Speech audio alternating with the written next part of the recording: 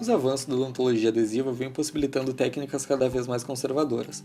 O desenvolvimento de materiais para uso odontológico que permitam isso e que buscam melhores propriedades físicas, mecânicas e estéticas ao longo do tempo são objetivos de vários estudos. Costumava-se buscar materiais para uso odontológico inertes aos tecidos adjacentes à sua aplicação. Recentemente, a pesquisa por materiais com capacidade de interação com tecidos adjacentes, como o biovidro, vem ganhando espaço. Os biovidros são compostos cerâmicos capazes de liberar íons em meio aquoso, interagindo com os tecidos circundantes. Esses íons são capazes de favorecer o processo de remineralização de tecidos duros. A bioatividade desses materiais é dependente da sua composição química e microestrutura. Por isso, o método de produção do biovidro é determinante para o estabelecimento de suas propriedades.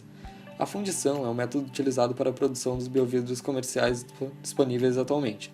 Como alternativa, foi demonstrado que o método sol-gel pode ser utilizado na produção desses biovidros, uma vez que gera materiais com maior solubilidade devido à sua menor cristalinidade e com maior porosidade e área superficial, o que favorece a interação do material com o meio.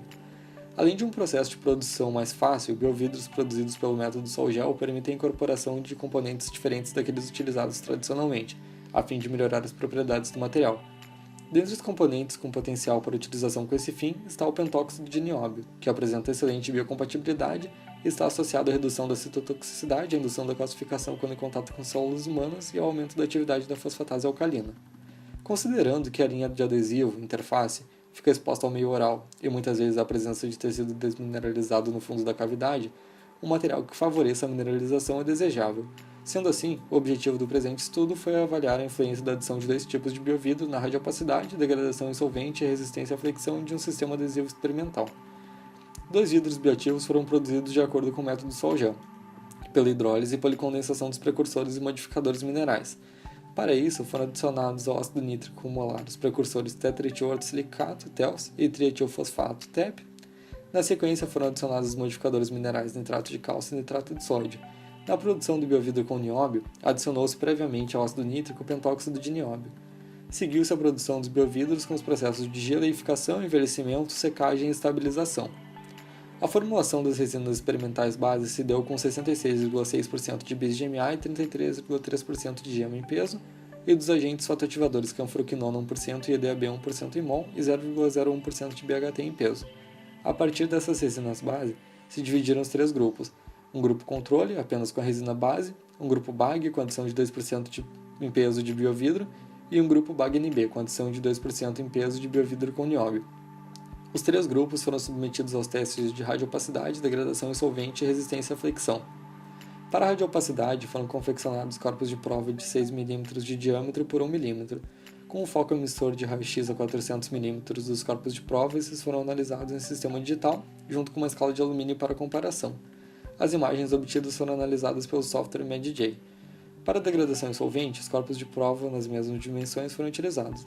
Foi medida a dureza NUP inicial, sendo os corpos de prova dos grupos imersos em solvente etanol absoluto por 2 horas. Foi medida novamente a dureza NUP. Para o teste de resistência à fricção, foram confeccionados corpos de prova no formato de palitos, nas medidas de 10 mm por 2 mm por 2 mm e analisados. Quanto aos valores de radiopacidade, os grupos não apresentaram diferença estatisticamente significativa entre si. Quanto à dureza NUP, o grupo controle apresentou maior dureza que o grupo BAG, porém não apresentou diferença estatisticamente significativa com o grupo BAG-NB. O grupo BAG-NB também não apresentou diferença estatisticamente significativa com o grupo BAG. A adição de biovidro ao sistema adesivo experimental aumentou a degradação em solvente, comparado ao grupo controle. O mesmo não ocorre com a adição de biovidro contendo nióbio, que não altera a degradação, aliando assim as vantagens do biovidro sem alterar tal propriedade do produto. A adição de ambos os tipos de biovidro causou diminuição da resistência à flexão, comparados ao grupo controle, provavelmente por criar pontos de concentração de tensão. Porém, os valores encontrados em todos os grupos testados estão condizentes com os valores encontrados em materiais comerciais, que são em torno de 80 mPa. Podemos mostrar, então, por esse estudo, que foi possível a produção de uma resina adesiva com adição de biovidro. A adição de um biovidro com nióbio consegue conciliar os benefícios deste biomaterial sem causar prejuízos às propriedades da resina adesiva.